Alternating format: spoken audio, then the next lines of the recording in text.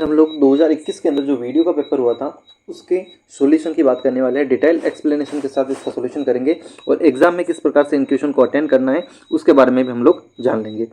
तो देखो इसके अंदर पहला क्वेश्चन इसके अंदर क्या कह रहा है।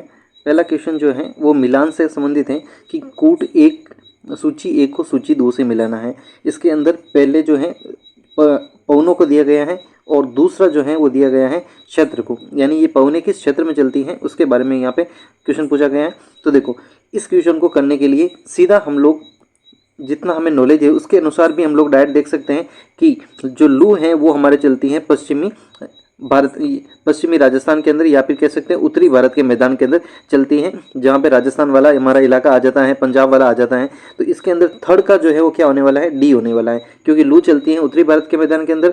तो थर्ड का डी जो है वो केवल और केवल ऑप्शन नंबर थर्ड में दिख रहा है, तो इसका ऑप्शन नंबर थर्ड इसका करेक्ट हो जाएगा। फिर हम लोग जान लेते हैं इसमें थोड़ा सा कि फर्स्ट का आने वाला है बी, खमसीन जो है वो चलती है मिस्र के अंदर चलने वाली है। फिर सेकंड का आ जाएगा सी, यानी बोरा जो है वो चलती है एड्रियाटिक सागर के अंदर। और थर्ड का डी तो है ही, लू चलती है उत्तरी भारत के अंदर। और फोर्थ जो है हरमटन वो चलती है पश्चिमी अफ्रीका के अंदर। तो नेक्स्ट टाइम जो है यहाँ से क्वेश्चन बन भी सकता है, इसमें से सिंगल भी पूछ सकता है कि ये जो पवने हैं वो किस क्षेत्र के अंदर चलती हैं। चलते हैं नेक्स्ट क्वेश्चन पे। नेक्स्ट क्वेश्चन जो है वो मुगल स्थापत्य कला से पूछ रखा है कि इसके अंदर मयूर सिंहासन का निर्माण किसने करवाया था। तो मयूर सिंहासन का निर्माण करवाया गया था शाहजहाँ के द्वारा। ठीक है, अब देखो यहाँ से शाहजहाँ के निर्माण कार्य के बारे में क्वेश्चन आया है। तो शाहजहाँ ने और क्या क्या बनवाया, तो देखो शाहजहाँ ने बनवाया ताजमहल, ठीक है, जिसको मुमताज महल भी कहते हैं। फिर शाहजहाँ ने बनवाया है लाल किला। कौन सा लाल किला, ये लाल किला शाहजहाँ ने बनवाया है दिल्ली वाला लाल किला जो है शाहजहाँ ने बनवाया है। उसके बाद में शाहजहाँ ने जामा मस्जिद बनवाई है, दिल्ली के अंदर जो है जामा मस्जिद का निर्माण करवाया है। उसके बाद में इस शाहजहाँ ने आगरा के अंदर मोती मस्जिद का निर्माण करवाया है। और शाहजहाँ ने वापस दिल्ली के अंदर ही दीवाने आम और दीवाने खास का निर्माण करवाया है। ठीक है, तो ये ध्यान में रखना है, ये लाल किला और ये जो जामा मस्जिद है ये आगरा के अंदर भी है, लेकिन जो दिल्ली वाली है उसका निर्माण किसने करवाया है, वो शाहजहाँ ने करवाया है। ठीक है, चलते हैं नेक्स्ट क्वेश्चन पे। क्वेश्चन नंबर थर्ड जो है वो क्या कह रहे हैं, क्वेश्चन नंबर थर्ड है 1857 की क्रांति में से पूछ रखा है कि इस क्रांति के समय जो है कौन सा, इस जगह से कौन से नेता जो है उसने नेतृत्व किया था और कौन सा इसके अंदर गलत दे रखा है। तो देखो इसके अंदर रोहिलखंड का खान बहादुर खान था। ठीक है, आप कमेंट के अंदर बताओगे कि खान बहादुर खान को इसमें 1857 की क्रांति के अंदर जब इन्होंने सर्वश्रेष्ठ प्रदर्शन किया था तो इनको किस उपनाम से जाना जाता था, खान बहादुर खान को। ठीक है, इलाहाबाद के अंदर लियाकत अली है, ये भी ठीक है। झांसी के अंदर लक्ष्मीबाई है, ये भी ठीक है। कानपुर के अंदर बेगम हजरत महल नहीं है, बेगम हजरत महल जो है वो थी लखनऊ के अंदर। लखनऊ के अंदर बेगम हजरत महल थी। और कानपुर के अंदर कौन थे, नाना साहब और तात्या टोपे जो है वो कानपुर के अंदर थे और बेगम हजरत महल जो है वो लखनऊ के अंदर थी।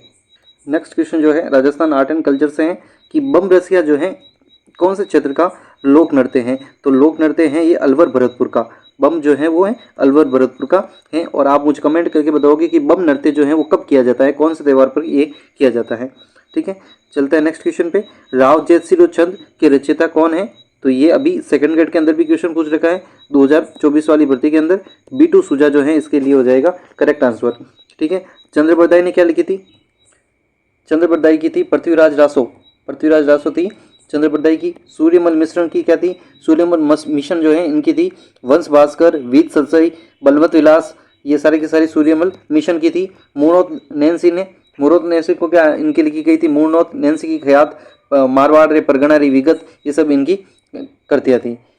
ये राजस्थान जियोग्राफी से क्वेश्चन आ रखा है। क्वेश्चन क्या कह रहा है कि निम्न में से कौन सा कृषि जलवायु खंड, जो राजस्थान को 10 जलवायु क्षेत्र के अंदर कृषि जलवायु क्षेत्र में बांटे गए हैं, उसमें से सबसे बड़ा कौन सा है क्षेत्रफल की दृष्टि से। तो फर्स्ट सी जो है वो सबसे बड़ा है, जो जैसलमेर को कंटेन करता है। और इसके विपरीत क्वेश्चन अगर देखना चाहे तो सबसे छोटा जो है वो कौन सा होगा, तो सबसे छोटा जो है वो दक्षिण वाला हो जाएगा, जिसका नाम है फोर्थ बी, जो उदयपुर, प्रतापगढ़, बांसवाड़ा को कवर करता है। ठीक है, नेक्स्ट जो है क्वेश्चन वो दे रखा है इंडियन वर्ल्ड जियोग्राफी से दे रखा है। इसमें पूछ रहा है कि विश्व प्रसिद्ध ओल्ड फेथफुल गीजर कहाँ पर स्थित है? तो ये जो है वो है संयुक्त राज्य अमेरिका के अंदर है, यूएसए के अंदर है, और ये जो है पूर्व अनुमानित विस्फोटों के लिए फेमस है। ठीक है, नेक्स्ट जो है वो उस टाइम के करंट का 2021 के करंट का क्वेश्चन है। जब टोक्यो पैरा ओलंपिक हुआ था 2021 वाला, इस टोक्यो पैरा ओलंपिक ने जो अवनी लेखरा है जो जयपुर से संबंध रखती है राजस्थान से, उन्होंने जो स्वर्ण पदक जीता था वो कौन से खेल में जीता था? तो ये शूटिंग के अंदर जीता था। ठीक है, नेक्स्ट क्वेश्चन जो है ये राजस्थान जियोग्राफी से पूछ रखा है। ये पूछ रहा है कि वन्य जीव अभ्यारण्य जो है वो कौन से जिले के अंदर है, उसमें से जो गलत है उसको बताना है। इस क्वेश्चन को पढ़ते समय यहाँ पर पीछे जरूर फोकस करें कि ये सुमेलित को पूछ रहा है या सुमेलित नई को पूछ रहा है। तो देखो, बसी जो है वो चित्तौड़गढ़ में है, सही बात है। टोटगढ़ रावली जो है अजमेर, पाली और राजसमंद तीनों के बॉर्डर पर स्थित है। फुलवारी की नाल जो है वो उदयपुर के अंदर है, ये भी सही है। बंद बारेठा जो है ये अलवर के अंदर नहीं है, तो ऑप्शन नंबर 20 का गलत हो जाएगा। बंद बारेठा जो है वो कहाँ पे है? वो है भरतपुर के अंदर। ठीक, ये क्वेश्चन जो है क्वेश्चन नंबर 10 ये पूछ रखा है झील और बांध दे रखी है और उसको झीलों से मिलाना है। देखो, हेमावास बांध जो है हमारे पाली के अंदर है, तो 4 का तो होने वाला है फर्स्ट, यानी 4 का फर्स्ट। ऑप्शन नंबर ए गया, ऑप्शन नंबर सी गया, तो ऑप्शन बी और डी में से ही होने वाला है। फिर देखो, जो कडाना बांध है वो कहाँ पे है? कडाना बांध है वो बांसवाड़ा के अंदर है। गेप सागर जो है वो डूंगरपुर के अंदर है, और ये जो तालाब साई जो है वो धौलपुर के अंदर है। तो कडाना बांध डूंगरपुर। थर्ड का देख लेते हैं, थर्ड का फोर्थ जो है ऑप्शन नंबर 4 के अंदर है, तो इसका ऑप्शन नंबर 4 हो जाएगा करेक्ट आंसर। नहीं, इसका गेप सागर है डूंगरपुर के अंदर, गेप सागर डूंगरपुर में, और हेमावास जो है वो पाली के अंदर हो जाएगा। तो इसमें क्या हो जाएगा? हेमावास पाली के अंदर, यानी कि फोर्थ का हो जाएगा फर्स्ट, उसके बाद में सेकंड का हो जाएगा फोर्थ। तो सेकंड का फोर्थ जो है ऑप्शन नंबर बी के अंदर, बी इसका करेक्ट आंसर हो जाएगा। ठीक है, फिर चलते हैं नेक्स्ट क्वेश्चन पे। क्वेश्चन नंबर 11 जो है वो कह रहा है नस्ल और पशुधन के आधार पर मिलान करना है, इसमें से कौन सा सुमेलित नहीं है? देखो, बर्बरी जो है वो बकरी की नस्ल है, यानी ये सबसे सुंदर नस्ल है। बकरी की सबसे सुंदर नस्ल जो होती है वो होती है बर्बरी। उसके बाद में चनोथर जो है वो भेड़ की नस्ल है, ये भी सही है, ये जो है ऊन के लिए जानी जाती है। उसके बाद में कांग्रेज जो है वो गोवंश है, हाँ ये जो है द्विकाजी गोवंश है। द्विकाजी जो होती है जो भारवाहक भी होती है और दुधारू भी होती है। फिर ऑप्शन नंबर सी जो है वो दे रखा है कि क्या लोही जो है वो भैंस है? नहीं, लोही जो है वो बकरी भी है और भेड़ भी है। ज़्यादातर भेड़ मिलेगा आपको देखने को, लेकिन ये बकरी भी होती हैं जो कि मारवाड़ के अंदर पाई जाती हैं। और ये जो लोही बकरी होती है वो जानी जाती है मांस के लिए फेमस है ये लोही बकरी। ठीक है, तो यहाँ पे भैंस नहीं है, तो ऑप्शन नंबर इसका सी गलत हो जाएगा। चलते हैं नेक्स्ट क्वेश्चन पे। क्वेश्चन नंबर 12 जो है ये करंट पर ही आधारित क्वेश्चन था, जो कि किसान कृषक कोष की स्थापना का बता रहा है कि इसका गठन कब किया गया? ये किया गया था 16 दिसंबर 2019 को। ठीक है, नेक्स्ट क्वेश्चन। ये क्वेश्चन जो है वो पूछ रहा है स्वस्थ धरा खेत हरा, ये किसका नारा है? तो ये जो है वो नारा है मृदा स्वास्थ्य कार्ड योजना का। मृदा स्वास्थ्य कार्ड योजना जिसकी शुरुआत की गई थी 19 फरवरी 2015 को, ये की गई थी सूरतगढ़ गंगानगर से की गई थी। ठीक है, राजस्थान के अंदर की गई थी पीएम नरेंद्र मोदी के द्वारा, तो ऑप्शन इसका बी हो जाएगा। नेक्स्ट चलते हैं। ये जनजातियों में से पूछा गया है कि डामोर जनजाति जो कि भील जनजाति का ही एक प्रकार है, डामोर जनजाति कहाँ पाई जाती है? तो ड से डामोर और ड से डूंगरपुर, यानी कि ये डूंगरपुर और बांसवाड़ा के क्षेत्र के अंदर पाई जाने वाली जनजाति होती है। ठीक है, फिर नेक्स्ट जो क्वेश्चन है वो पूछा गया है लोक नृत्य में से रतवई जो है वो पुरुषों के द्वारा किया जाता है मेवात क्षेत्र के अंदर पुरुषों के द्वारा किया जाने वाला नृत्य जो है वो रतवाई है। चलते हैं नेक्स्ट क्वेश्चन पे। ये पूछा गया है लोक देवता में से कि ऊँटों के देवता जो है वो किसके रूप में जाने जाते हैं? ऊँटों के देवता, तो ये है पाबूजी जो है, यहाँ से क्वेश्चन भी आ सकते हैं। पाबूजी राठौड़ थे। ठीक है, तो पाबूजी जो है ऊँटों के देवता के रूप में या फिर सर्परक्षक देवता के रूप में भी जाने जाते हैं। सर्परक्षक देवता के रूप में तेजाजी भी जाने जाते हैं। देवनारायण जी जो है वो चेचक के रोग के लिए भी जाने जाते हैं, और रामदेव जी जो है कामड़ियापन से संबंधित हैं। ठीक है, और देवनारायण जी की जो फड़ है वो सबसे लंबी फड़ है, और तेजाजी का मेला बढ़ता है परबतसर नागौर के अंदर, और रामदेव जी का बढ़ता है रामदेवरा के अंदर। नेक्स्ट क्वेश्चन, नारियों के द्वारा शिकार करते हुए चित्रण किस चित्र शैली की विशेषता है? तो ये उमेद सिंह के समय डेवलप हुई थी कोटा के अंदर, कोटा शैली का ये इंपॉर्टेंट है। ठीक है, फिर चलते हैं नेक्स्ट क्वेश्चन पे। कौन सा आभूषण जो है वो गले में नहीं पहना जाता है? तो गले में नहीं पहना जाने वाला आभूषण कौन सा है? इसमें देखते हैं, तिमड़िया जो है वो गले में पहना जाता है, मदलिया भी गले में पहना जाता है। फिर रहता है आंवला, तो ये जो है वो हाथ के अंदर पहना जाता है, बाजू के ऊपर पहना जाता है। काठला जो है ये भी पहना जाता है गले के अंदर ही। ठीक है, तो ऑप्शन नंबर 20 का करेक्ट हो जाएगा। नेक्स्ट क्वेश्चन, क्वेश्चन नंबर 19 जो है वो करंट का क्वेश्चन है, उस टाइम के करंट का क्वेश्चन है, इसको स्किप करते हैं। चलते हैं क्वेश्चन नंबर 20 पर। क्वेश्चन नंबर 20 जो है वो कह रहा है कि सूची 1 को सूची 2 से मिलान करना है, जिसके अंदर एक में पुस्तक दे रखी है और दूसरे के अंदर दे रखे हैं लेखक। तो ये पुस्तक है, इसमें देखो अमर कोश जो है वो अमर सिंह के द्वारा लिखी गई है, तो फर्स्ट का होने वाला है। जब भी ऐसे क्वेश्चन आए तो आपको एक क्वेश्चन का जो मिलान दिख रहा है उसको देखने के बाद में उसको आप ऑप्शन के अंदर देखना है। हो सकता है कि एक करेक्ट होने पर ही अपना पूरा आंसर हो जाए। तो अमर कोश ए का होना चाहिए सी। ए का सी किसके अंदर है? ए का सी जो है फर्स्ट के अंदर है, तो फर्स्ट इसका करेक्ट आंसर हो जाएगा। ठीक है, फिर होती है काव्य मीमांसा, तो ये हो जाएगी राजशेखर की। उसके बाद में हो जाता है ये व्रत कथा, तो ये जो होती है वो हो जाएगी गुणाडय, और उसके बाद में हो जाती है भास की, ये नंबर 4। नेक्स्ट क्वेश्चन जो है वो भी पूछ रखा है रचना के आधार ही। तो रिंद्रोही जो है वो किसकी है? वो सीपी देवल की है, चंद्र प्रकाश देवल की है रिंद्रोही। उसके बाद में आता है क्वेश्चन नंबर 22। ये पूछ रहा है कि राजपूत पेंटिंग के शीर्षक 1916 के अंदर किसने पुस्तक लिखी थी? तो ये लिखी थी AK स्वामी ने, आनंद कुमार स्वामी ने इसको लिखा था। ठीक है, चलते हैं नेक्स्ट क्वेश्चन पे। Question number 23। ये जो है अभी सेकंड ग्रेड के अंदर 2024 के अंदर भी क्वेश्चन पूछ रखा है कि पाल जो है वो क्या है? तो ये भीलों की जो बस्ती होती है उनको कहा जाता है पाल, या फिर भीलों के जो गांव होते हैं उसको पाल कहा जाता है। नेक्स्ट क्वेश्चन जो है वो ये शायद करण से क्वेश्चन पूछ रखा है। उसके बाद में next question, ring of fires किसे कहा जाता है? आग की पेटी जिसको कहा जाता है, तो ये है प्रशांत महासागर। ऑप्शन नंबर इसका बी हो जाएगा। चलते हैं नेक्स्ट क्वेश्चन पे। नेक्स्ट जो है वो क्या, भारत में सर्वाधिक लाख उत्पादन, लाख जो है ना चूड़िया वाला उत्पादन राज्य कौन सा है? तो लाख उत्पादक राज्य झारखंड होने वाला है, ऑप्शन नंबर डी हो जाएगा इसका। फिर नेक्स्ट जो है क्वेश्चन नंबर 27, वो कह रहा है कि माही नदी का किनारा क्या कहलाता है? तो माही नदी का किनारा जो है कांठल कहलाता है। और कांठल प्रदेश किसे कहते हैं? ये कहते हैं प्रतापगढ़ को, प्रतापगढ़ को कांठल प्रदेश कहते हैं। थली जो है वो मारवाड़ के अंदर जो है रेगिस्तान वाला इलाका जो है वो थली कहलाता है। Next question, question number 28। ये जो पूछ रखा है पशु मेलों में से कि कौन सा पशु मेला सुमेलित नहीं है? तो इसके अंदर देखो मल्लिनाथ जी का तिलवाड़ा बाड़मेर बढ़ता है, चंद्रभागा झालरापाटन बढ़ता है। उसके बाद में गोगामेड़ी का मेला जो है हनोहर हनुमानगढ़ में पड़ता है। बलदेव पशु मेला जो है वो करौली के अंदर नहीं पड़ता है। ये मेला बढ़ता है करौली के अंदर नहीं पड़ता है, ये नागौर के अंदर पड़ता है, मेड़ता के अंदर, नागौर के अंदर पड़ता है। तो फर्स्ट इसका करेक्ट आंसर हो जाएगा। नेक्स्ट क्वेश्चन नंबर 29, विंध्य कगार भूमियों का हिस्सा है, विंध्य कगार भूमियों का हिस्सा कौन सा है? तो ये हो जाएगा दक्षिण पूर्वी राजस्थान पठार जो है, राजस्थान के दक्षिण पूर्वी वाला ये वाली बेल्ट जो है वो हो जाएगा विंध्य कगार क्षेत्र का हिस्सा।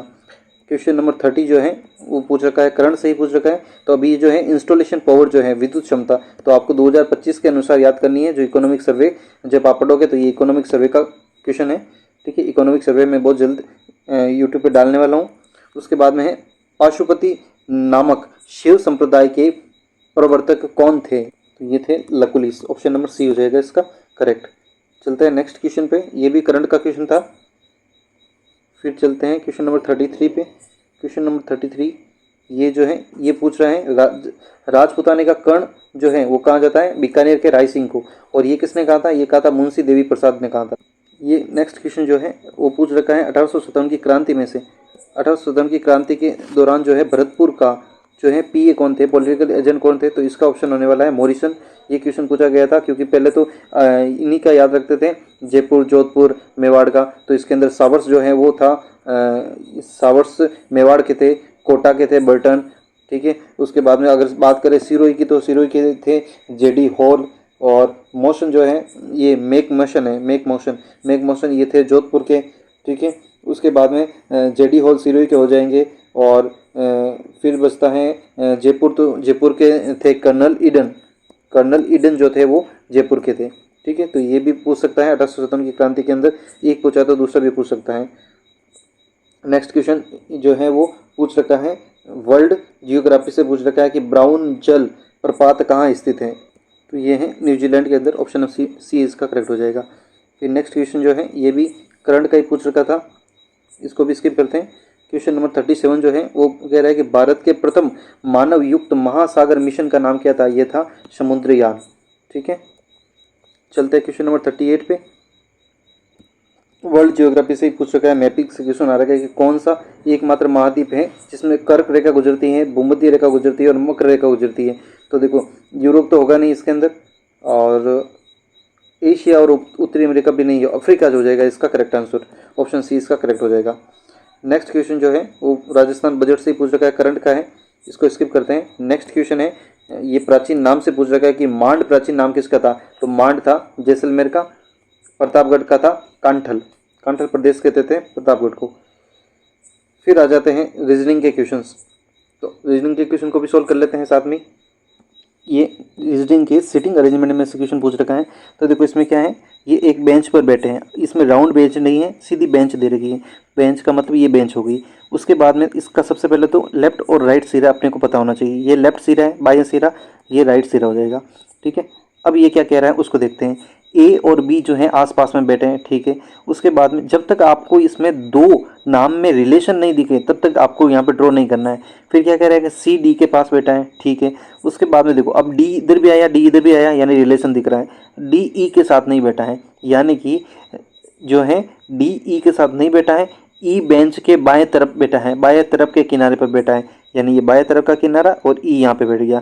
फिर वापस लाइन को उल्टा पढ़ते हैं, ई जो है वो डी के साथ नहीं बैठा है, यानी इसके पास डी नहीं आएगा और इसके पास डी नहीं आएगा, तो यहाँ पे देखो सी आ सकता है, ए आ सकता है, बी आ सकता है।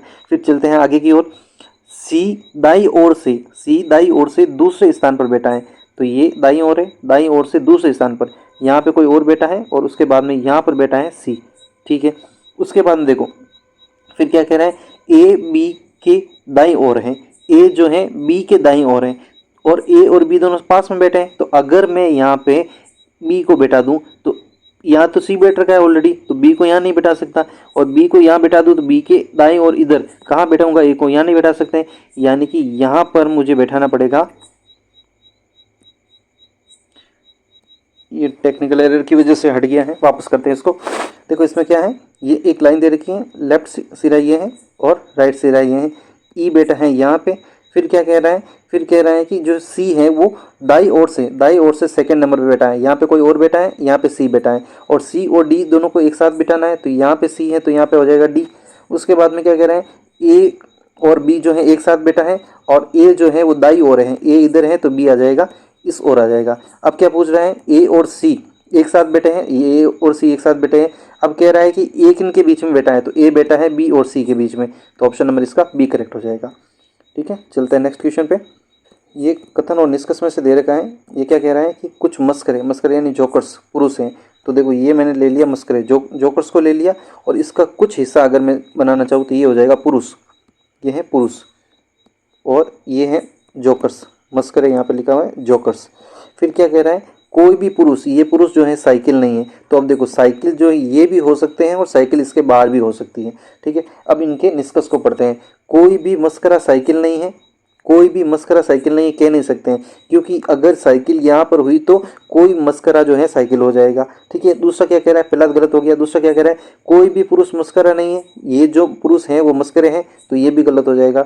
फिर कुछ मस्करे साइकिल है, जरूरी नहीं है साइकिल बाहर है, अगर बाहर है तो कोई भी मस्करा साइकिल नहीं होगा, तो ये भी गलत हो जाएगा। तो फिर नेक्स्ट क्या है, कुछ पुरुष मस्करे हैं, तो कुछ पुरुष मस्करे हैं, ये सही है। ऑप्शन नंबर 4 इसका अनुसरण करना है और इसका आंसर बी हो जाएगा।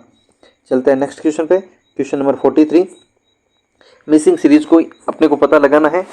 Term in the following, find out the wrong term, इसमें रॉन्ग टर्म दे रखी है, उसको अपने को पता लगाना है। इसके अंदर देखो सबसे लास्ट के अंदर 94 दे रखा है 94, इसके अंदर मैं 11 जोड़ दूं तो ये आ जाएगा 95, फिर 22 जोड़ते हैं तो ये आ जाएगा, फिर 22 के बाद में 33 जोड़ते हैं, फिर 44 जोड़ेंगे, फिर 55 जोड़ेंगे, फिर 66 जोड़ेंगे। तो यहाँ से जब 44 जोड़ेंगे तो यहाँ पे 202 नहीं आके 204 आएगा, तो ये गलत हो जाएगा। ऑप्शन नंबर 20 का करेक्ट आंसर। फिर चलते हैं नेक्स्ट क्वेश्चन पे। क्वेश्चन नंबर अब आएगा 44। ये 44 वाला क्वेश्चन है। ये दे रखा है, निम्न प्रश्नों को दी गई सूचना के आधार पर बताइए। देखो गुणे का मतलब क्या है, गुणे का मतलब दे रखा है ए जो है बी की माता है, और माइनस का मतलब क्या है ए बी का भाई है, प्लस का मतलब क्या है ए जो है बी की बहन है, और भाग का मतलब है ए बी का पिता है। अब ये क्वेश्चन कह रहा है कि ये करना है अपने को, तो इसमें देखो क्या हो जाएगा, आर जो है, आर जो है इसका मतलब क्या हो जाएगा, आर जो है वो एम के पिता है, ठीक है। उसके बाद में क्या है, एम, एम जो है वो के भाई हैं, यानी कि आर जो है एम के भी पिता है और के भी पिता है। तो के और एम किस प्रकार से संबंधित हो जाएंगे, के और एम जो है एक दूसरे के क्या हो जाएंगे, भाई हो जाएंगे, ठीक है, ये भाई हो जाएंगे। के एम से किस प्रकार से संबंधित है, के जो है एम से किस प्रकार से संबंधित है, या तो भाई होगा या बहन हो जाएगा। ऑप्शन नंबर इसका डी करेक्ट हो जाएगा। चलते हैं नेक्स्ट क्वेश्चन पे। नेक्स्ट जो क्वेश्चन है वो काउंटिंग ऑफ फिगर से दे रखा है। इसमें फिगर को गिनना है कि त्रिभुज कितने होंगे। इसमें देखो सबसे पहले इस त्रिभुज को लेकर चलते हैं। ये क्वेश्चन जो है ये पूछ रखा है आकृतियों को गिनने से संबंधित है। इसके अंदर देखो क्या है, सबसे पहले तो इस त्रिभुज के अंदर ऊपर की ओर हमें दिखाई दे रहे हैं दो त्रिभुज, ठीक है। एक छोटा वाला त्रिभुज ये, एक दूसरा वाला ये, एक दिखाई दे रहा है ये पूरा बड़ा वाला त्रिभुज। ये हो गए 3 त्रिभुज। उसके बाद में देखो एक तो ये बनेगा चौथा, एक ये बन जाएगा पांचवा। तो 5 त्रिभुज तो इसके अंदर हो गए। उसके बाद में यहाँ पे एक छठा, एक बन रहा है यहाँ पे 7वां, ठीक है। फिर बनेगा यहाँ पे एक 8वां, और ये हो गया 9वां। फिर ये 10 और ये 11। उसके बाद में क्या है, उसके बाद में ये हो जाएगा 12, ये हो जाएगा 13, और एक बड़ा वाला हो जाएगा 14। तो 14 त्रिभुज तो हमें सीधे सीधे दिखाई दे रहे हैं। उसके बाद में क्या है, उसके बाद में दो दो को मिला के बन सकते हैं त्रिभुज। उन त्रिभुजों से भी, उनको भी हमें काउंट करना पड़ेगा। 14 के बाद में एक इन दोनों ऊपर वाले त्रिभुजों को मिलाकर भी एक त्रिभुज बनेगा, ये 15, और एक इन दोनों त्रिभुजों को मिलाकर भी एक त्रिभुज बनेगा, तो 16। ऑप्शन नंबर सी इसका करेक्ट हो जाएगा, ठीक है। फिर चलते हैं नेक्स्ट क्वेश्चन पे। क्वेश्चन नंबर 46 जो है वो क्या कह रहा है, क्वेश्चन नंबर 46 पे चलते हैं। ये क्वेश्चन जो है मिसिंग नंबर को प्राप्त करने के लिए कह रहा है, तो इसके लिए डायरेक्टली हो सकता है ये। इसमें देखो क्या हुआ है कि यहाँ पे ये 27 आ रहा है। ये देखो क्या है, इन 2 और 5 का अंतर कितना है, 3, 3 का क्यूब करेंगे तो आ जाता है 27। उसके बाद में 6 और 12 का अंतर कितना है, 6, 6 का क्यूब करेंगे तो आ जाएगा 216। ऐसे कैसे 10 और 7 का अंतर कितना है, 3, 3 का क्यूब करेंगे तो आ जाएगा 27। तो इन दोनों का अंतर कितना है, 5, तो 5 का क्यूब करने पर आ जाएगा 125। ऑप्शन नंबर इसका बी करेक्ट हो जाएगा, ठीक है। चलते हैं नेक्स्ट क्वेश्चन पे। Question number 47। 47 में क्या कह रहा है कि ये जो ऑप्शन दे रखे हैं इसमें से एक ऑप्शन इस प्रकार से होगा कि जब हम लोग इसको ये इन खाली जगह में रखेंगे तो एक फिक्स पैटर्न बन जाएगा, और इस पैटर्न को हमें पता लगाना है। तो देखो इसमें पैटर्न किस प्रकार से बनेगा, ये कुछ ऐसा बनेगा कि W है, W के बाद में यहाँ पे YZ दिख रहा है, तो अपने को यहाँ पे क्या X लाना है। तो यहाँ क्या हो जाएगा, ये नहीं होगा, ये नहीं होगा, WX ये हो सकता है, ये हो सकता है। तो ये क्या बन रहा है, देखो WXYZ। उसके बाद में WW 2 बार आ रहा है, तो यहाँ पे XX 2 बार आएगा, तो यहाँ पे तो Z आ गया, तो ये कैंसिल हो गया। तो यहाँ पे देखो, यहाँ पर क्या बनेगा पैटर्न, WX, ये X लेंगे पहला वाला तो बनेगा WXYZ। फिर देखो दूसरा वाला X यहाँ पे रखेंगे तो क्या बनेगा WWXXYY। फिर ये तीसरी में आ जाएगा Z, तो ये हो जाएगा ZZ। फिर वापस देखो ये W यहाँ पे आ जाएगा, तो ये होगा WWWXXX। उसके बाद में ये Y यहाँ पे आएगा तो YYY, Z यहाँ पे आएगा तो ZZZ। तो इस प्रकार से ये पैटर्न बन जाएगा, यानी ऑप्शन नंबर डी इसका करेक्ट हो जाएगा। तो ऑप्शन नंबर डी इसका करेक्ट आंसर होने वाला है। चलते हैं नेक्स्ट क्वेश्चन पे। क्वेश्चन नंबर 48 जो है, 48 क्या कह रहा है, सभी सतहों की सभी भुजाओं पर 2 सेंटीमीटर चौड़ी हरी पट्टी के साथ 10 सेंटीमीटर भुजा वाले एक घन को लाल रंग से रंगा जाता है, ठीक है। ये घन है, उस घन को लाल रंग से रंगा जाता है जिसकी भुजा कितनी है, 10 सेंटीमीटर है, और उसकी सभी भुजाओं पर, जो भुजा दे रखी है उन भुजाओं पर 2 सेंटीमीटर की लंबी चौड़ी हरी पट्टी है। इस घन को समान आकार के 125 गनों के अंदर काटा जाता है। कम से कम एक रंगी हुई सतह वाली कितने गन होंगे। ऐसे क्वेश्चन को करने के लिए वैसे इसको फील करेंगे अगर तो वो बहुत ज़्यादा हो जाएगा, क्योंकि जब फील करेंगे तो हो सकता है कि कुछ चीज़ें इसके अंदर छूट भी जाए। तो सीधा आपको क्या करना है, सबसे पहले तो आपको जितने टुकड़ों के अंदर दे रखा है उसका ले लेना है गन घनमूल। तो इसका घनमूल कितना हो जाएगा, 5 हो जाएगा। अब आपको कितनी साइड रंगी हुई दे रहा है, कम से कम एक है, तो अधिक से अधिक कितनी साइड रंगीन हो सकती है, 2 हो सकती है, क्योंकि 2 ही रंग दे रखे हैं। तो आपको क्या करना है, जो ये आ रहा है उसमें से आपको घटाना है जितनी रंगीन चीजें अपने को चाहिए, फिर उसका आपको करना है क्यूब। तो ये आ जाएगा 3 का क्यूब, और 3 का क्यूब कितना आने वाला है, 27 आने वाला है। ये 27 को घटा देना है 125 में से, ऑप्शन नंबर इसका बी करेक्ट हो जाएगा। ठीक है, चलते हैं नेक्स्ट क्वेश्चन पे। नेक्स्ट क्वेश्चन 49 वाला। 49 क्या कह रहा है कि एक निश्चित कोड भाषा के अंदर DAN को 357 लिखा जाता है। ओके, उसके बाद में SON को इतना लिखा जाता है, LOTS को इतना लिखा जाता है, और LOAN को इतना लिखा जाता है। तो अब ये क्या कह रहा है, अब ये कह रहा है कि C का कोड क्या होगा। इसके अंदर अपने को कुछ दे रखे हैं, इनको हटाना है। जैसे यहाँ पे मैं बात करूं कि इसमें और इसके अंदर क्या कॉमन दिख रहा है अपने को, इसमें और इसमें n कॉमन दिख रहा है, और इसमें कॉमन कितने दिख रहे हैं, 5 दिख रहे हैं। तो n का मान कितना हो गया, n का मान हो गया 5। उसके बाद में देखो ये और ये, इसके अंदर हमें क्या कॉमन दिख रहा है, इसके अंदर l कॉमन दिख रहा है। तो l का मान कितना हो गया, l का मान हो जाएगा जो दोनों में कॉमन है वो हो जाएगा a, 1 हो जाएगा। उसके बाद में देखते हैं इसके अंदर, देखो an इसमें दिख रहा है, an इसके अंदर दिख रहा है। ठीक है, n की वैल्यू हमें 5 मिली चुकी है, और यहाँ पे 5 है ही है। अब देखो इसके और इसके अंदर 5 के अलावा क्या कॉमन है, 3 कॉमन है। तो a का मान कितना हो गया, a का मान हो जाएगा हमारे पास 3 हो जाएगा। ठीक है, उसके बाद में क्या बचा है, उसके बाद में यहाँ पे और यहाँ पे, इसमें और इसके अंदर देखो, एक तो s कॉमन था, s का हमने क्या निकाला है, s का निकालना है एक, तो एक निकालना है o का। ठीक है, तो इसमें कॉमन नहीं दिख रहा है, कॉमन किसमें देखेंगे, फिर देखते हैं इसके अंदर SON और LOAN में।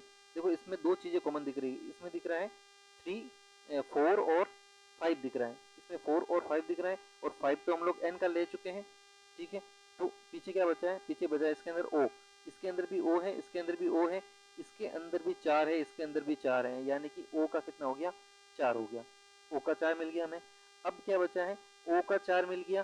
ठीक है, n का हमारे पास 5 मिल गया, तो s का कितना हो जाएगा, s का मिल जाएगा जो इसके अंदर बचा हुआ है वो हो जाएगा 8। तो s का मिल गया हमारे पास 8।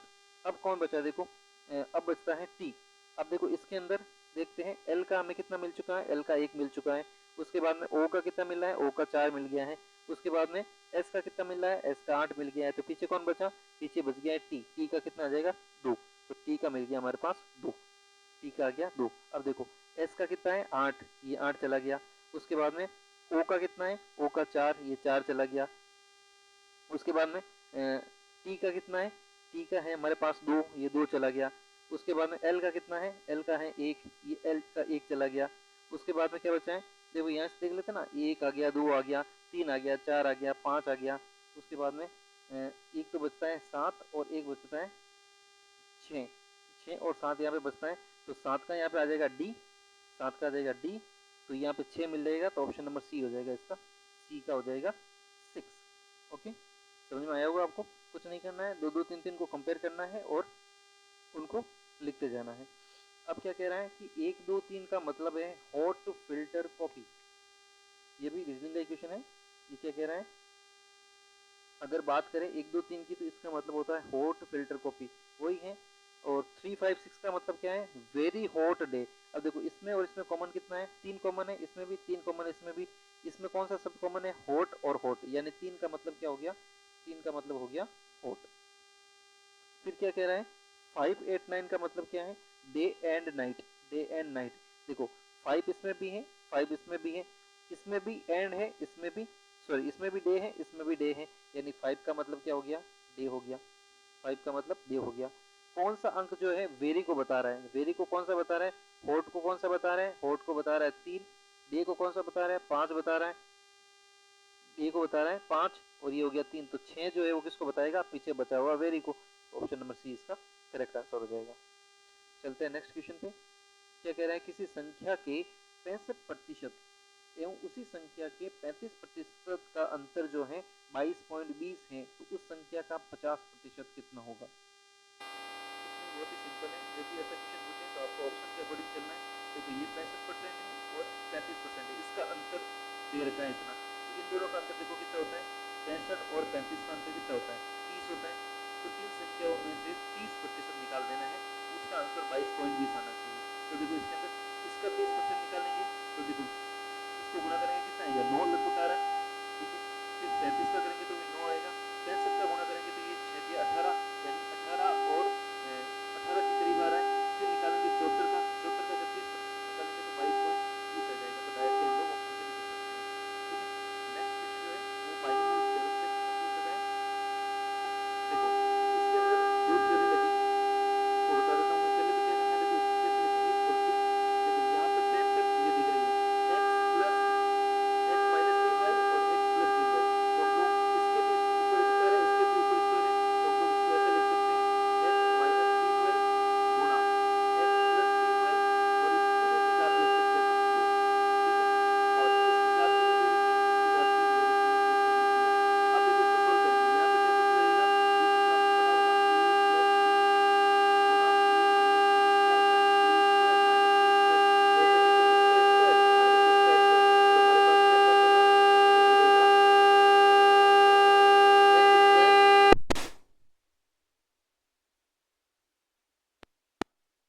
स्क्वायर। वैसे कैसे इसका स्क्वायर माइनस इसका स्क्वायर, तो हमारे पास क्या प्राप्त होगा, ये मिलेगा x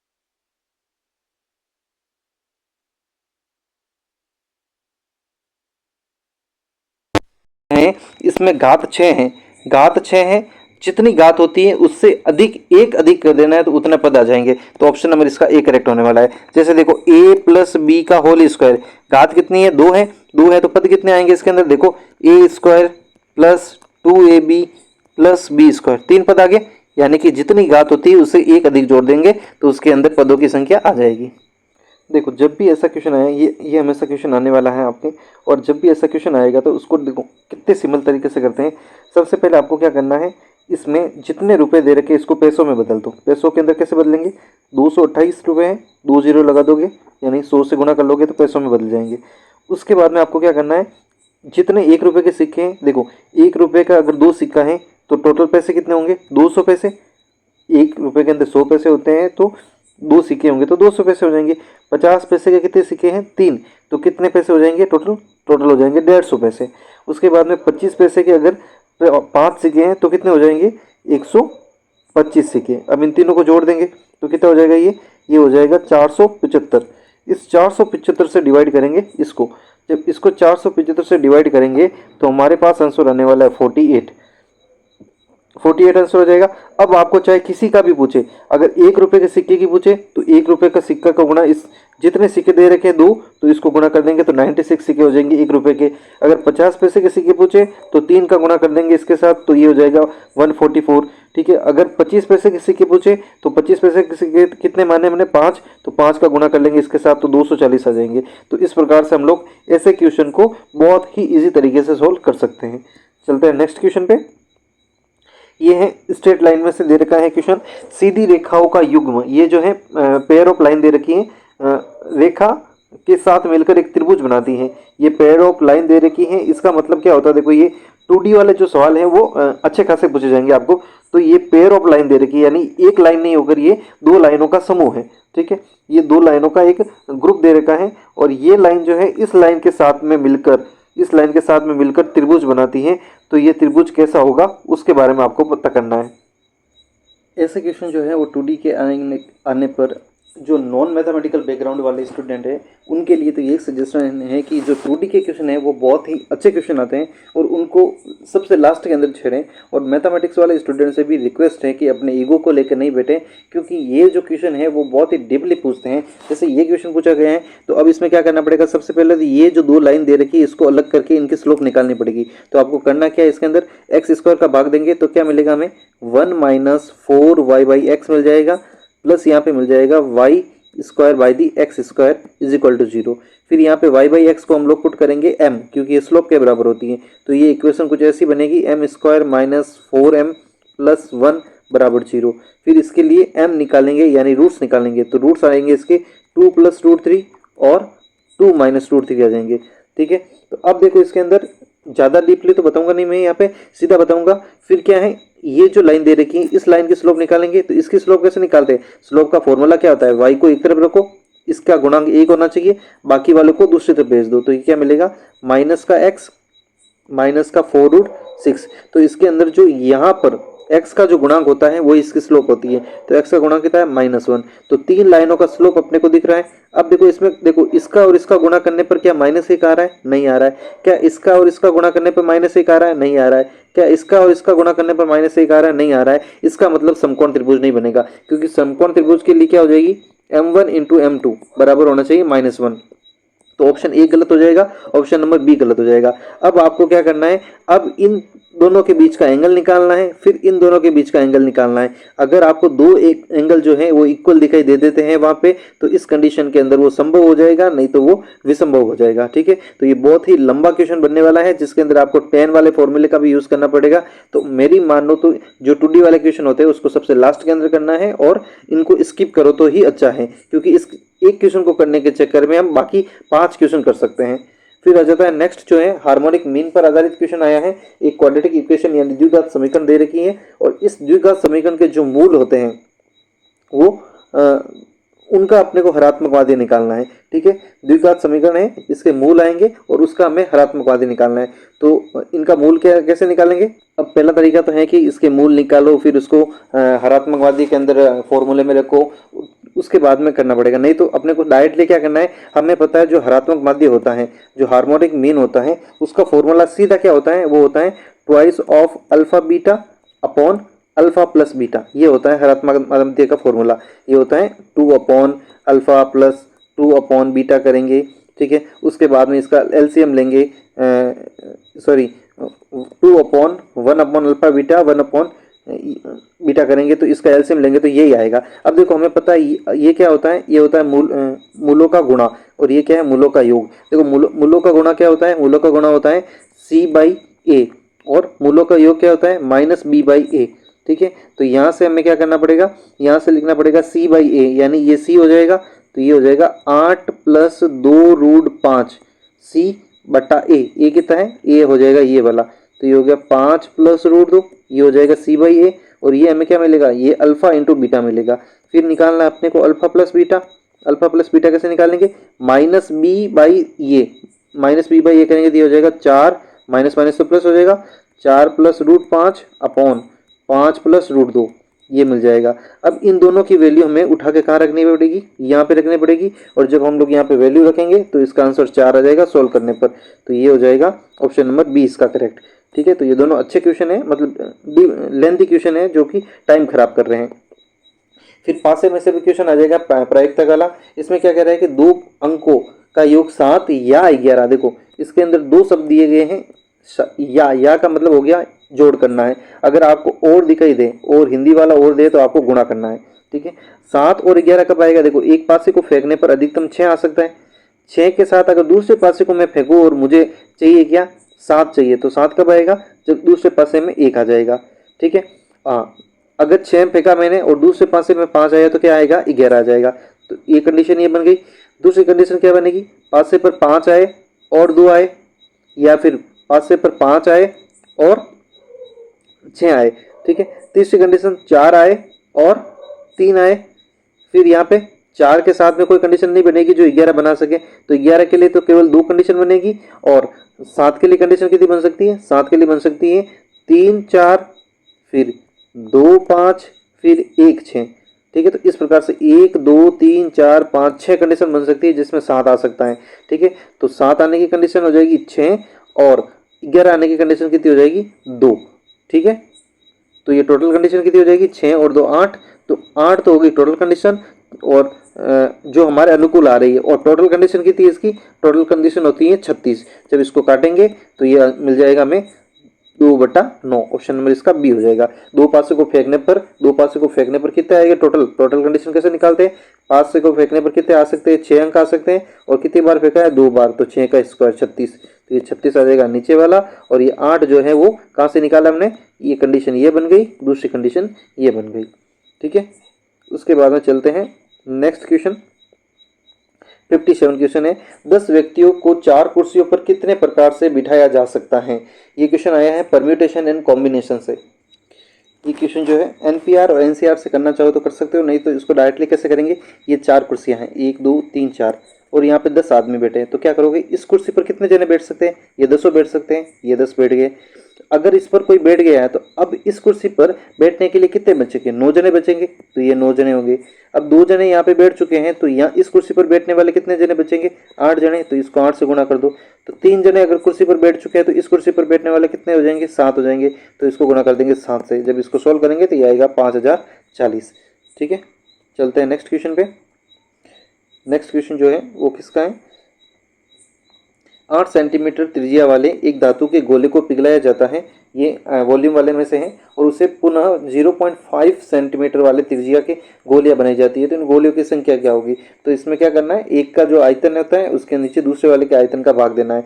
8 सेंटीमीटर वाले गोले का आयतन कितना हो जाएगा, गोले का आयतन का फॉर्मूला क्या होता है, 4/3 पाई आर क्यूब। आर ये बड़ी वाली, तो ये हो जाएगी आर की जगह 8 क्यूब। फिर नीचे किसका भाग देना है, इसका भाग देना है। इसका आयतन क्या हो जाएगा 4/3 पाई और आर कितनी हो गई 0.5 और इसका क्या करना है क्यूब करना है। इससे ये कैंसिल आउट हो जाएगा। अब यहाँ पे क्या बचेगा 8 × 8 डिवाइड बाई 5 × 5 और यहाँ से पॉइंट हटाऊंगा तो ऊपर की ओर चला जाएगा 1 2 3 0। ठीक है, तो इसको काटेंगे तो ये हो जाएगा 5 से कट कितनी बार कट जाएगा, ये कट जाएगा अपना 8 बार, तो ये होगी 8 की घात 4 यानी कि 64 × 64। ठीक है, अब इतना बड़ा गुणा तो हमें करने से रहा है, तो देखो यहाँ पे 4 चौक 16, 6 आएगा पीछे, 6 इसमें भी नहीं है, इसमें भी नहीं है, इसमें भी नहीं है, 6 इसमें, 4000 चिन्ह इसका आंसर हो जाएगा। चलते हैं नेक्स्ट क्वेश्चन पे।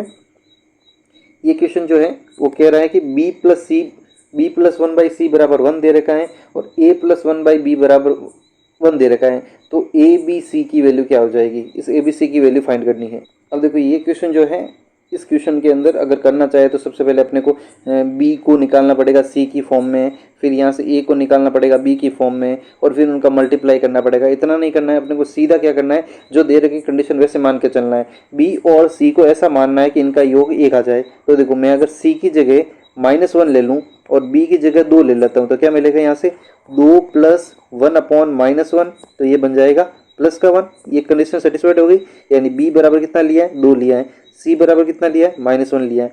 यहाँ पे देखो अगर मैं b की जगह 2 रखता हूँ तो क्या मिलेगा, यहाँ पे 1 + 1/2 बराबर 1, तो a बराबर कितना मिल जाएगा अपने को, a बराबर मिल जाएगा, ये इधर जाएगा तो 1/2, a की वैल्यू आ गई, b की वैल्यू आ गई, c की वैल्यू आ गई। अब इन तीनों का गुणा ही तो करना है, गुणा करने पर क्या मिलेगा अपने को, a की वैल्यू 1/2, b की वैल्यू 2, c की वैल्यू -1। जब इनका गुणा करेंगे तो कितना आंसर आने वाला है, आंसर आएगा -1, ऑप्शन नंबर सी हो जाएगा।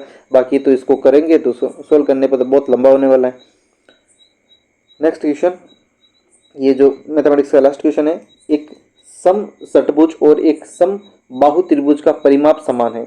एक सम षटभुज और एक सम बाहु त्रिभुज यानी 3 भुजा और 6 भुजा वालों का परिमाप समान है। यानी कि यहाँ से क्या दिख रहा है, इस 6 भुजा वाला जो है वो उसकी भुजा जो है समबाहु त्रिभुज से आधी है। उसके बाद में सम षटभुज और समबाहु त्रिभुज के क्षेत्रफलों का अनुपात कितना हो जाएगा। ये क्षेत्रफल का अनुपात पूछ रहा है और इनकी परिमाप का अनुपात दे रखा है। ये भी क्वेश्चन अच्छा दे रखा है। इस क्वेश्चन में क्या करना है अपने को, सबसे पहले तो देखो मान लेते हैं कि षटभुज की भुजा a है और समबाहु त्रिभुज की भुजा b है। तो देखो इसका परिमाप कितना हो जाएगा, b + b यानी कि 3b हो जाएगा। इसका परिमाप कितना हो जाएगा, इसका परिमाप हो जाएगा कितना, इसका परिमाप होने वाला है a + a यानी 6a हो जाएगा। ठीक है, और ये दे रखा है 6a बराबर 3b दे रखा है। ठीक है, अब यहाँ पे इसका त्रिभुज ये षटभुज होता है, इसका क्षेत्रफल का फॉर्मूला क्या होता है, इसका होता है 3√3/2 भुजा स्क्वायर। भुजा का स्क्वायर का मतलब ए स्क्वायर।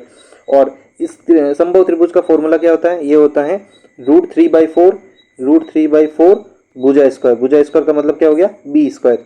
ठीक है, √3 से √3 कैंसिल हो गया, यहाँ पे क्या बचेगा, यहाँ पे बच जाएगा 3/2 ए स्क्वायर भाजक 1/4 बी स्क्वायर।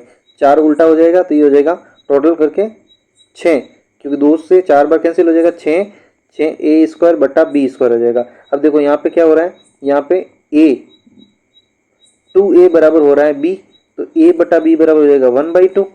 ठीक है, तो इनका स्क्वायर करेंगे तो ये हो जाएगा 1/4, तो इसकी जगह मैं 1/4 रखूंगा तो ये हो जाएगा 6/4, ये हो जाएगा 3/2। ऑप्शन नंबर इसका सी करेक्ट आंसर होने वाला है।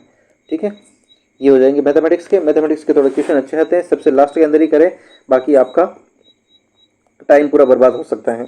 ठीक है, याद रहे अपनी जोखिम पर सफर करें। नेक्स्ट क्वेश्चन जो है राजस्थान पॉलिटिक्स से आ रहा है, राजस्थान में राज्य के राज्यपालों की केंद्र के द्वारा नियुक्ति का प्रावधान कहां से लिया गया है, तो ये लिया गया है कनाडा से। तो ये राजस्थान पॉलिटी के अंदर राज्यपाल केंद्र के द्वारा नियुक्त होता है, ये भी ध्यान में रखना है। यहाँ पे इसके अपॉइंटमेंट होता है, इसका अपॉइंटमेंट होता है राज्यपाल। ये कहाँ पे है, संविधान के भाग 6 के अंदर आर्टिकल नंबर 153 से लेके आर्टिकल नंबर चलते हैं 167 तक। इसके अंदर राज्यपाल और मंत्रिपरिषद दोनों आ जाते हैं। 162 तक जो है वो राज्यपाल के बारे में बताया गया है, जिसके अंदर 153 कहता है कि राज्यपाल होगा। 154 जो होता है कार्यपालिका शक्ति जो है राज्यपाल में निहित होती है। 155 अपॉइंटमेंट के बारे में बताता है, तो इसके लिए हो जाएगा अपॉइंटमेंट का लिया गया है ए, ऑप्शन नंबर कनाडा से लिया गया है। ठीक है, चलते हैं नेक्स्ट क्वेश्चन पे। क्वेश्चन नंबर 62 है वो राजस्थान स्थापना दिवस के बारे में कह रहा है। देखो यहाँ पे 2 क्वेश्चन बन सकते हैं। एक तो होता है राजस्थान स्थापना दिवस, ये कब हुआ था, ये जो है 30 मार्च को होता है। 30 मार्च को होता है राजस्थान स्थापना दिवस, जब चौथे चरण पूरा हो गया और वृहत राजस्थान की स्थापना हो गई थी। ठीक है, लेकिन यहाँ से एक क्वेश्चन और पूछ सकता है कि राजस्थान दिवस कब मनाया जाता है। तो अगर राजस्थान दिवस की बात करें तो राजस्थान दिवस मनाया जाता है जब 7वां चरण पूरा हुआ था, तो 1 नवंबर 1956 से मनाया जाता है। 1 नवंबर को मनाया जाता है राजस्थान दिवस। अभी जो है 2025 के अंदर यहाँ से क्वेश्चन बनने के चांसेस रहते हैं, क्योंकि अभी घोषणा की गई है, क्योंकि 30 मार्च 1949 को क्या था, चैत्र शुक्ल पक्ष प्रतिपदा, यानी चैत्र की एकम जो थी उस दिन ये 30 मार्च 1949 था। इसीलिए अभी भजनलाल जी ने घोषणा की है कि अब से हम लोग राजस्थान का जो स्थापना दिवस है वो कब मनाएंगे, वो 30 मार्च 1949 को न मना के हम मनाएंगे चैत्र शुक्ल एकम को। ठीक है, ये याद रखना है। नेक्स्ट क्वेश्चन जो है राजस्थान के जिला आयोजना समिति के कितने सदस्य होते, तो क्वेश्चन नंबर 63 का आंसर होने वाला है 25। जिला आयोजना समिति आर्टिकल नंबर 243 ZD के तहत इसमें शामिल किए गए हैं। नेक्स्ट जो है when did Ajmer become 6th division of Rajasthan. देखो राजस्थान के अंदर 1987 के अंदर जो है अजमेर को बनाया गया था 6ठा संभाग, और अजमेर को जो है 26वां जिला बनाया गया था, ये भी याद रखना है। 1 नवंबर 1956 को बनाया गया था अजमेर को 26वां जिला। और यहाँ पे अजमेर जो है वो अजमेर मेरवाड़ा राजस्थान में शामिल नहीं होने से पहले यहाँ पर एक विधानसभा चलती थी जिसका नाम था धारा सभा। ठीक है, और इसके अंदर सीटों की संख्या थी 30 सीटों की संख्या थी इसमें, और ये जो है 26वां जिला बना है राजस्थान का। ठीक है, नेक्स्ट चलते हैं। राजस्थान की महिला आयोग के अध्यक्ष के पद पर कौन आसीन नहीं रहा है। अध्यक्ष के पद पूछ रहा है, इसके अंदर तारा भंडारी नहीं रहे, बाकी ये तीनों रहे हुए, कांता खतुनिया वगैरह ये सब रहे हुए हैं। ठीक है, चलते हैं नेक्स्ट क्वेश्चन में कि जिला आपदा प्रबंधन प्राधिकरण का अध्यक्ष कौन होता है, तो इसका हो जाएगा ऑप्शन नंबर सी, कलेक्टर साहब होते हैं अपने। उसके बाद में क्वेश्चन नंबर 67 पे चलते हैं।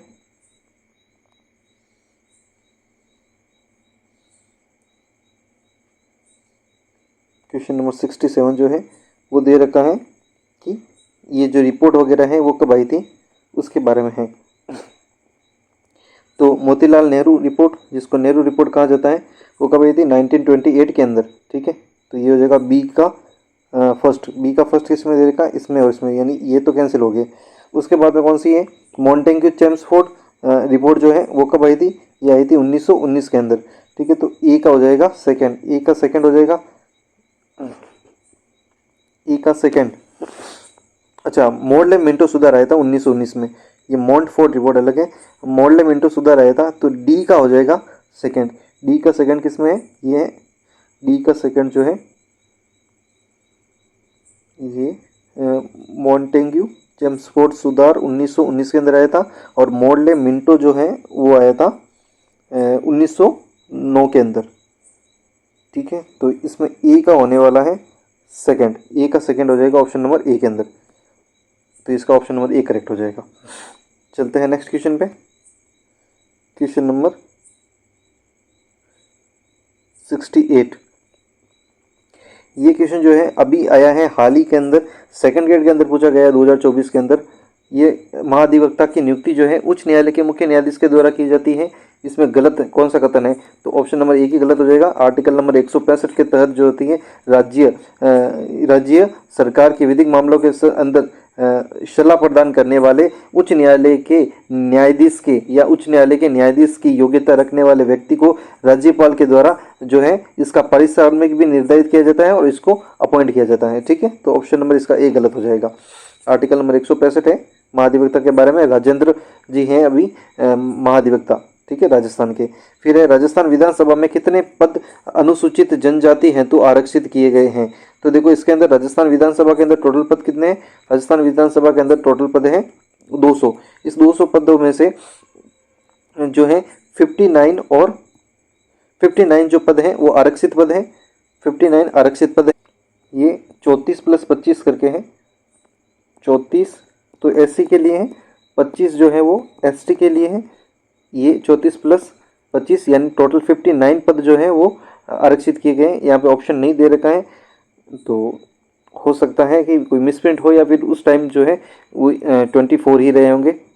ठीक है, तो क्वेश्चन नंबर 70 क्या कह रहा है, भारतीय संविधान के किस अनुच्छेद के तहत राजस्थान के मुख्यमंत्री की नियुक्ति की जाती है, तो ये देखो इसके अंदर आर्टिकल, ये तो कुछ काम की नहीं है, आगे पीछे भी नहीं दे रखे। आर्टिकल नंबर 164 हो जाएगा। 163 जो होता है वो कहता है कि राज्यपाल की सलाह तथा सहायता के लिए एक मंत्रिपरिषद होगी जिसका मुख्य जो है वो कौन होगा, मुख्यमंत्री हो जाएगा। और आर्टिकल नंबर 164 के तहत जो है मुख्यमंत्री की नियुक्ति की जाती है, किसके द्वारा, राज्यपाल के द्वारा की जाती है। और यह जो है बहुमत प्राप्त जो होगा, बहुमत दल के नेता को ही किया जाता है, एज अ मुख्यमंत्री अपॉइंट किया जाता है। ठीक है, उसके बाद में